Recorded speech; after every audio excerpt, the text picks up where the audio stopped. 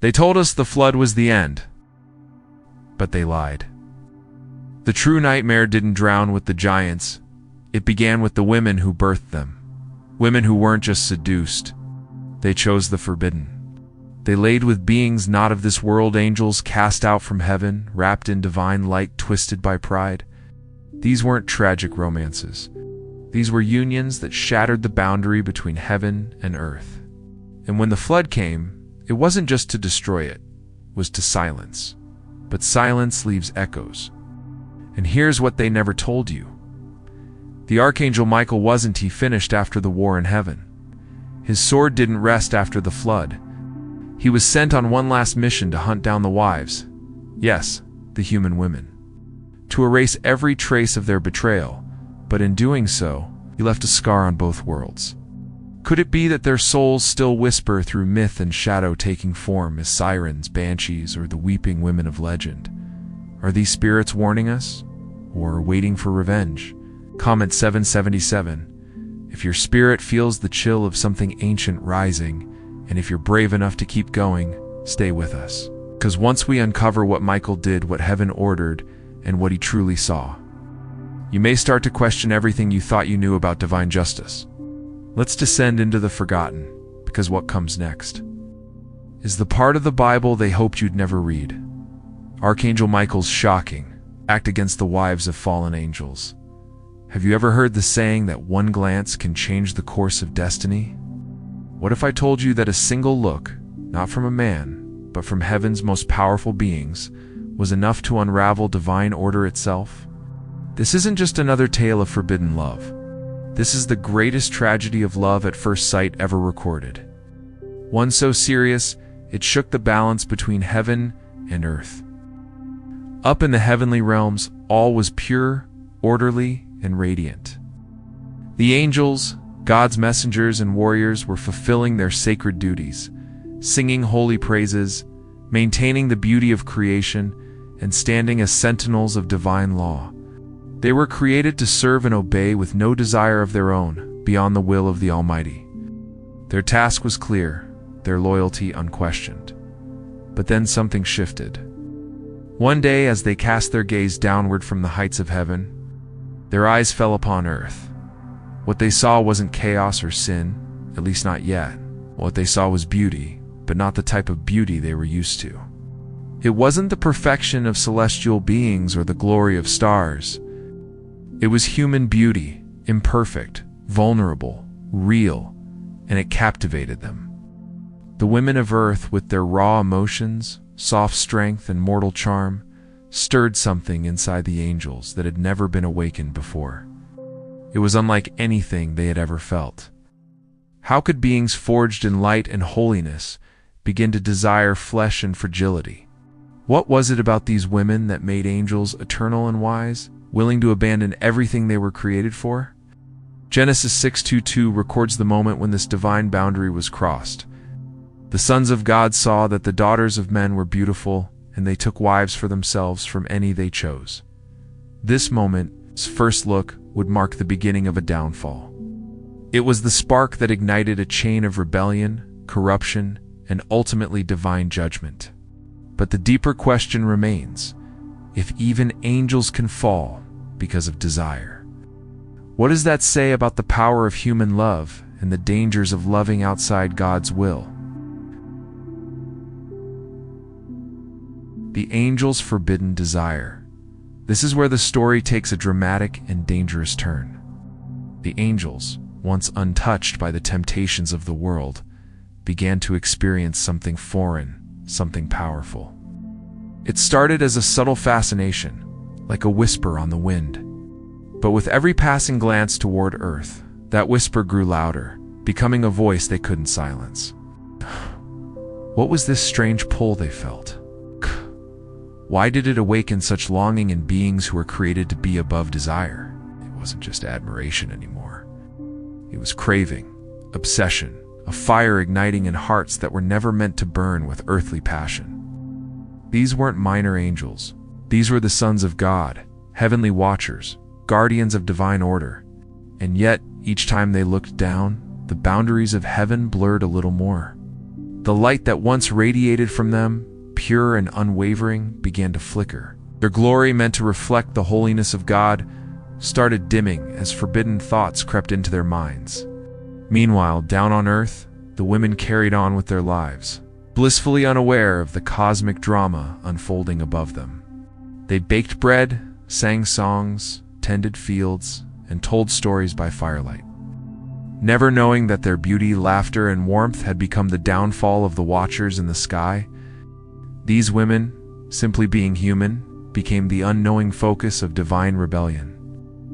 Have you ever wondered what it would feel like to be watched not by people, but by celestial beings, angels meant to guard, now longing to possess? What happens when holy watchers break their silence, not to protect, but to pursue? As it is written in Jude 1-6, and the angels who did not keep their proper domain, but left their own abode, he has reserved in everlasting chains under darkness for the judgment of the great day. The heavens were growing restless, as the air was thick with tension. A choice was about to be made, one that would send ripples through eternity.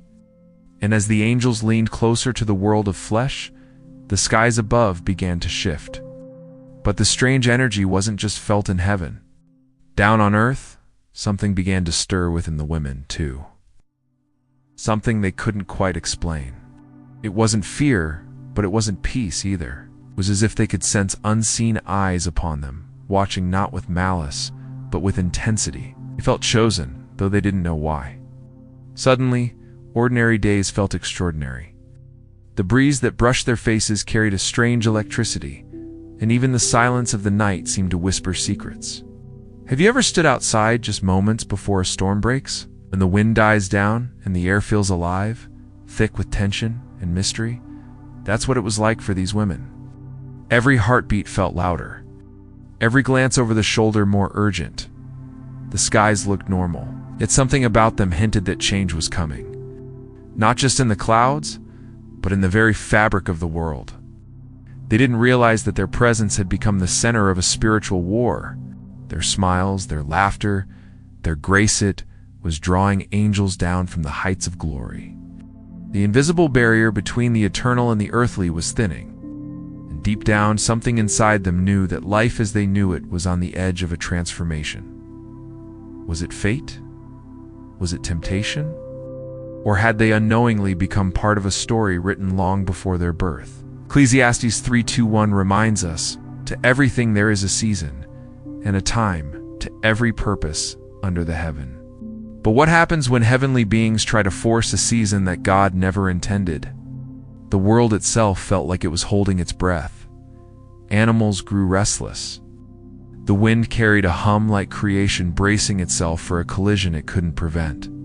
And still the women continued, not knowing that destiny, dark, divine, and irreversible, was already on its way. The pact of rebellion. The angels were fully aware that they were treading a dangerous path, one lit not by holy fire, but by the flames of rebellion. They knew the line they were approaching wasn't just forbidden, it was sacred. They had been created as divine messengers, warriors of light, sworn to serve the will of the Most High. Every fiber of their being was built for obedience, for praise, for purity, and yet something had changed. The longer they gazed upon earth, the more they hesitated in their duties. The more they dreamed of something they were never meant to desire. Each time the thought of leaving heaven crossed their minds, guilt surged through them. They remembered the celestial courts, the glory of God's throne, and the honor of bearing His light. But then another thought would rise, stronger, more seductive. What if there was something more? What if the humans weren't just lesser beings, but a doorway into a kind of experience angels could never taste unless they crossed the line? Questions once unthinkable now echoed in their minds. What does it feel like to love with the depth of human longing? Could we feel the warmth of mortal touch, the ache of joy and heartbreak intertwined? Would we finally understand what it's like to be truly known, not as a servant, but as a lover?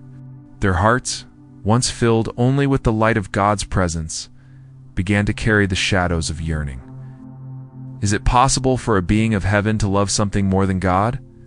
Could a heart designed to reflect divine worship be twisted toward earthly pleasure? The scriptures give us a chilling reminder in Isaiah 14:12-14, where Lucifer himself declared, "I will ascend above the heights of the clouds. I will make myself like the Most High." Desire outside of God's will is the seed from which all rebellion grows. And so the angels stood on the edge, torn between what they were created to be and what they now secretly longed to become. The pull was no longer just a feeling, it was a force, one that threatened to drag them down from the heavens forever. Day by day, the pull grew stronger, and day by day, more angels found themselves unable to resist the growing fascination with humanity. What started as a silent curiosity became a secret gathering. One by one, they began to watch the earth below, not out of duty, but out of desire. What they saw enchanted them: laughter around fires, gentle embraces, tears shed under moonlight. These were emotions they had never known. And with every sunrise, their resolve began to crumble. They had been present at the dawn of creation.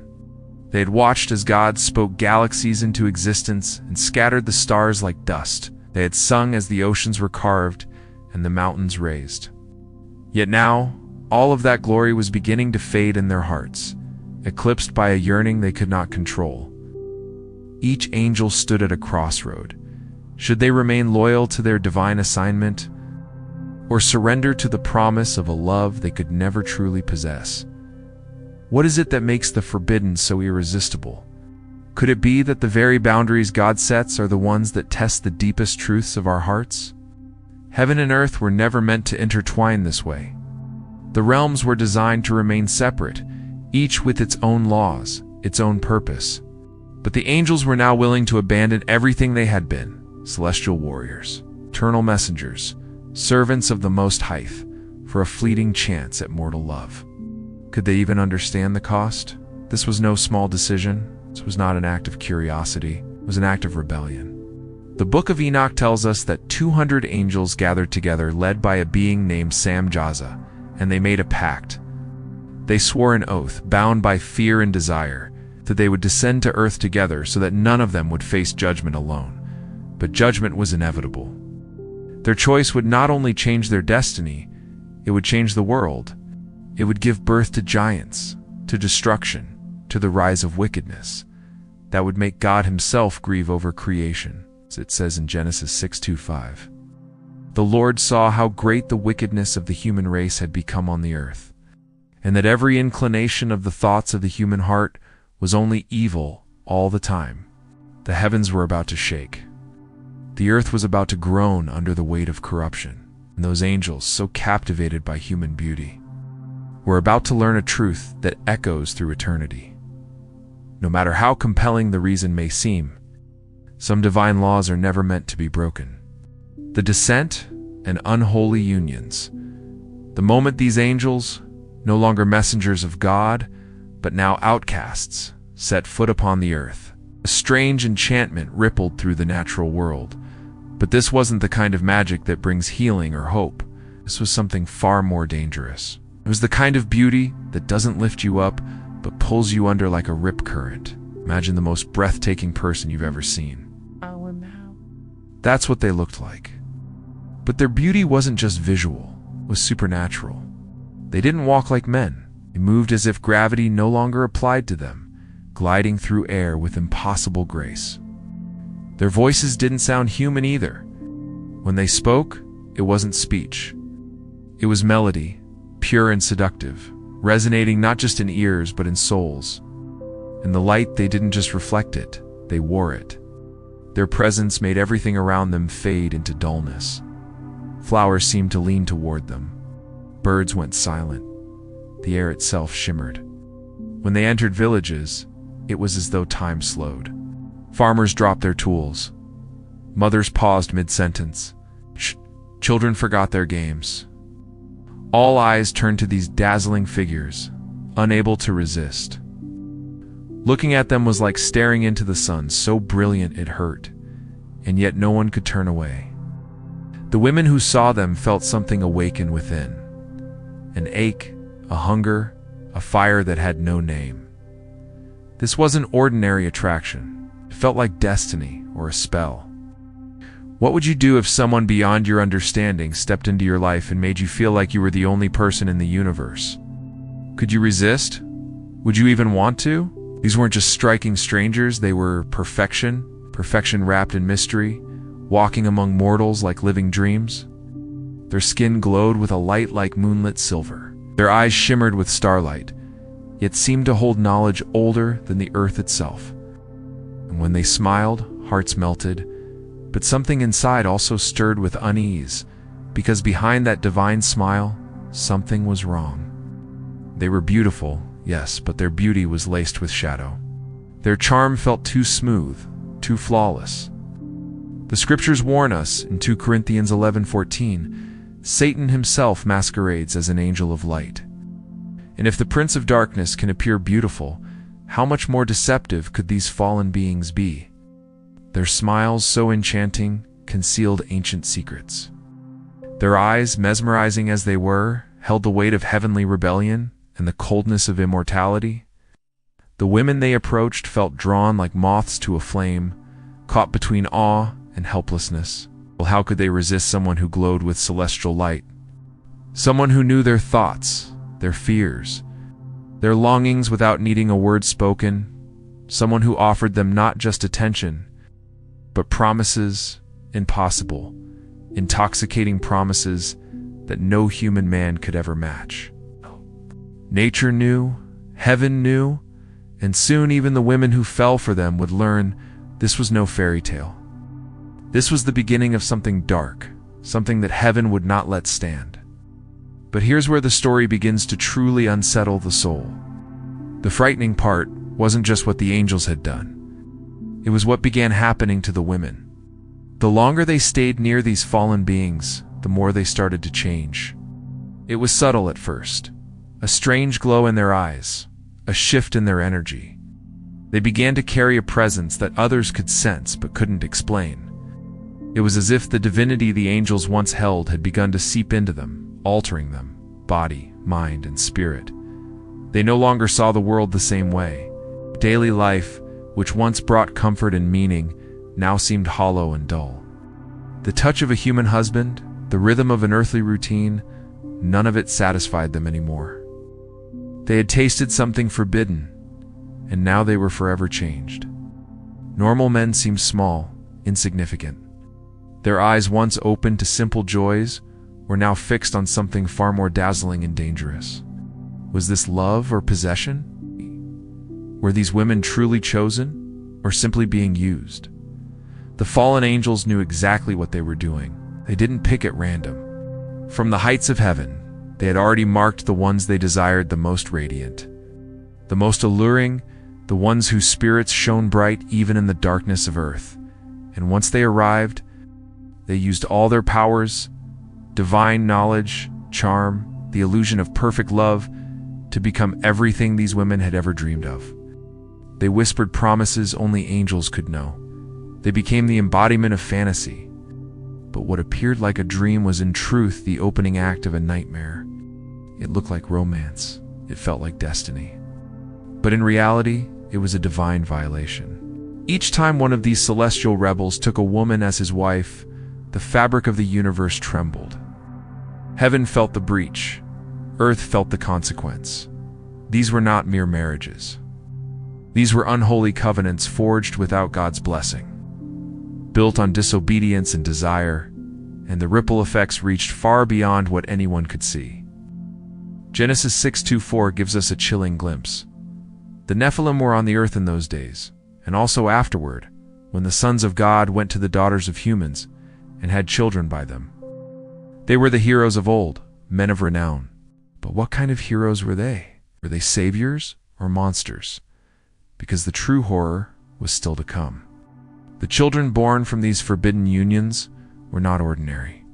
They were giants, titans, beings with power that no human could control and no angel could redeem. These offspring, half angel, half human, would turn the world into a place of chaos and terror. And so the question remains, what happens when divine beings cross sacred lines? When love becomes lust and blessings become curses? The answer lies in the next chapter of the story, where these children, the Nephilim, rise from the wombs of mortal women and bring upon the world a darkness that even heaven can no longer ignore. The reign of the Nephilim. Now let me reveal the terrifying truth about the offspring of these forbidden unions. The Nephilim. These were not ordinary children.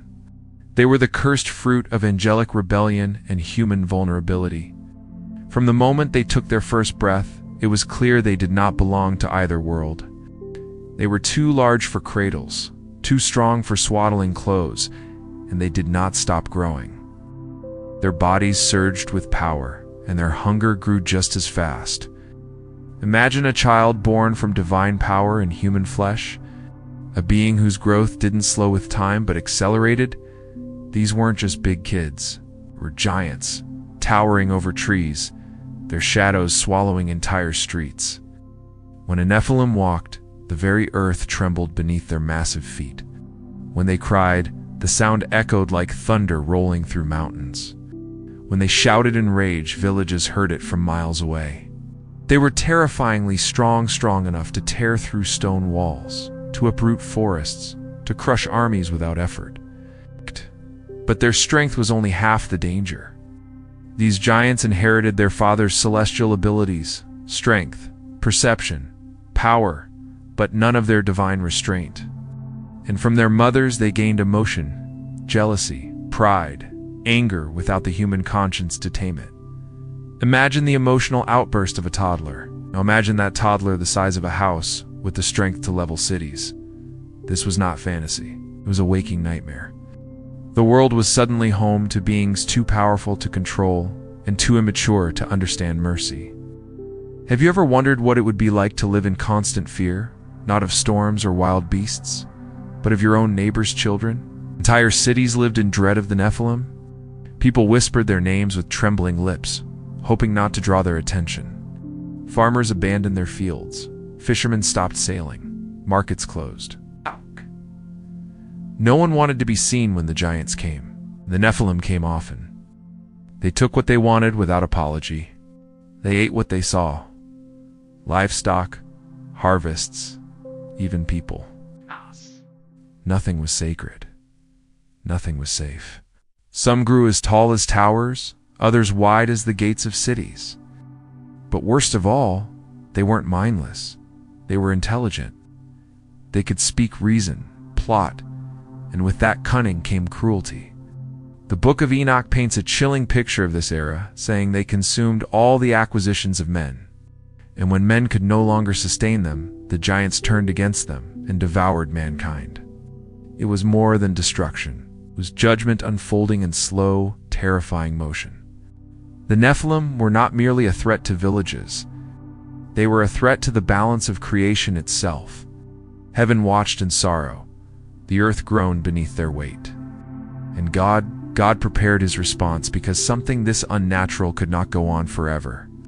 God's judgment in the great flood high above the chaos.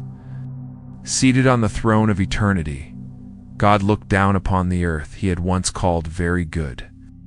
But now that good creation was unraveling, the harmony he had spoken into being was being drowned out by the sound of fear and bloodshed. What he had formed with his hands was now being crushed under the feet of giants who were never meant to exist. The Nephilim, the cursed offspring of rebellion, had turned earth into a battlefield of shadows and sorrow. And the ones suffering most were the very people God had breathed life into, his beloved humans. Each day the cries of the innocent rose like smoke to heaven. Mothers hiding their children, villagers abandoning their homes, prayers whispered through tears, asking if anyone would come, asking if heaven still cared. And God heard every cry. He saw every injustice. The giants thought themselves unstoppable. But the Creator was not blind. His anger, though slow to rise, began to burn like a righteous fire. Judgment was stirring. That was when heaven's most powerful warriors prepared to descend. The archangels, beings of immense might and unwavering loyalty, were summoned to war. Michael, the commander, Gabriel the messenger, Uriel the flame of truth, Raphael the healer turned warrior. These were not just celestial figures of peace. They were generals forged in the fire of divine justice. But even they knew this would not be like any battle fought before. They weren't facing demons or fallen spirits alone. They were going up against creatures born with angelic blood. Hybrids of heaven and earth, packed with power, driven by chaos and wrapped in flesh, and they were everywhere. The Nephilim were not scattered, they had multiplied. They had claimed dominion. The earth had become their playground, and humanity their prey. Could even heaven's mightiest stop what had now grown so far out of control? The archangels gathered their forces, brilliant legions that stretched across the skies. But they didn't move quickly. This was not a battle they could charge into blindly. Every step was planned, every strike calculated. They had to fight not only with strength, but with the wisdom of heaven itself. The Nephilim were cunning, they were fast, and they were angry. But here, the thing about serving the Most High, when you go to war in His name, you're never unprepared.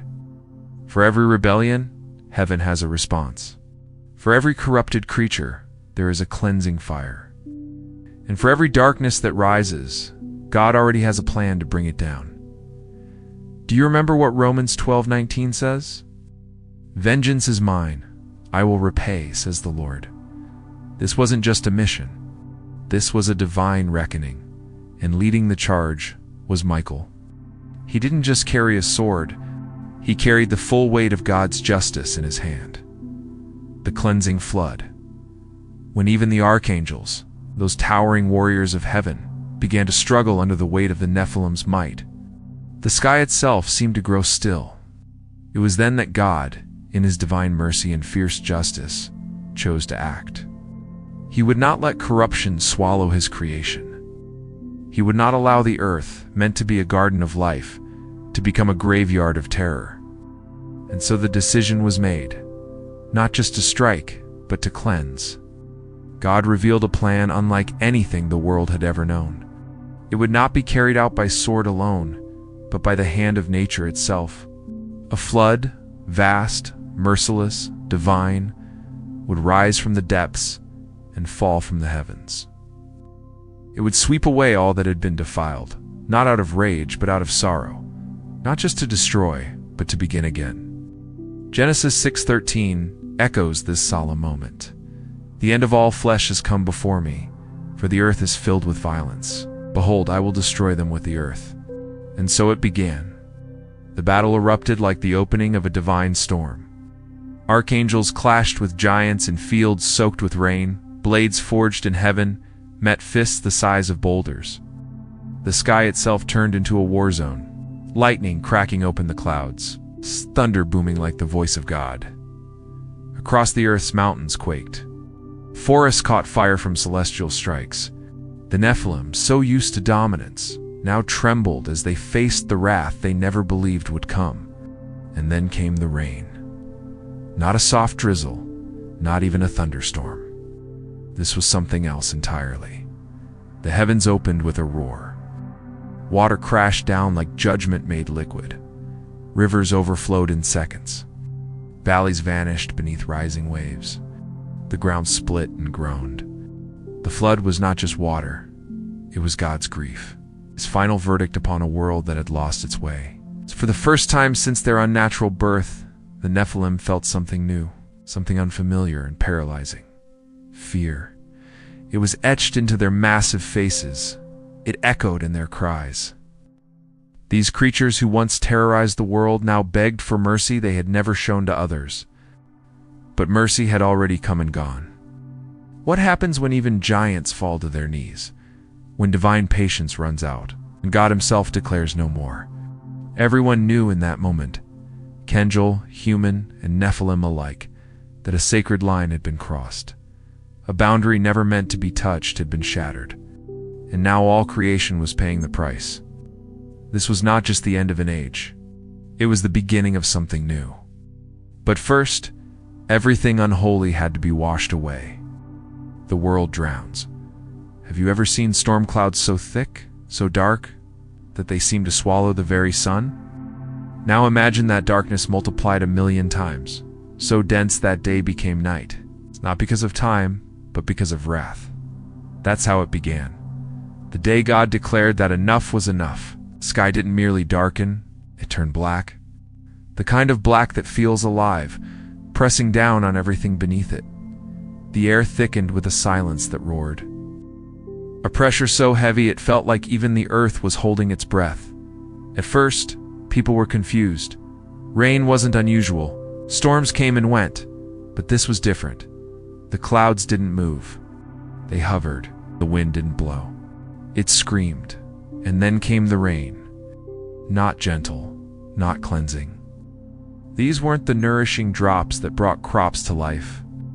These were heaven's tears, thick, heavy, filled with sorrow and fury. They didn't fall. They pounded like hammers from above. Owls. Like drums of war announcing the arrival of judgment. It didn't pause. It didn't soften. It poured like it had a purpose. And it did. Its purpose was to cleanse, to erase, to reset a world gone too far. Even the mighty Nephilim, the terror of nations, the nightmares of men, began to panic. Their confidence melted into confusion. Their booming laughter turned into silence. These giants, who had split trees with their fists and broken bones with their roars, now trembled like lost children. They tried to escape. They raced toward mountains, climbing to the highest peaks they could find, their massive hands digging into the stone like desperate animals. But the water kept rising higher and higher until the peaks disappeared beneath the waves like everything else. For the first time, their power meant nothing. Strength couldn't stop the flood. Height couldn't save them. Intelligence couldn't outwit it. The very creation they had mocked the rain, the rivers, the sea had now risen up in obedience to the voice of its creator. Can you imagine the sound? The screams of men, women, children, the guttural cries of the Nephilim, the helpless sobs of those who had laughed at Noah, who had mocked the warnings, now crying out for mercy when mercy had already closed its door. And the fallen angels, those once glorious beings who had caused this ruin, watched it unfold, trapped between heaven and earth, powerless to stop what they had set in motion. Their children, their pride, their legacy, drowning. Their rebellion, once bold and beautiful, now lay shattered beneath waves that no wing could lift, no spell could calm. This was not mere rain. This was divine reckoning. As it says in Genesis 7:11-12, all the fountains of the great deep burst forth, and the windows of the heavens were opened, and rain fell upon the earth 40 days and 40 nights.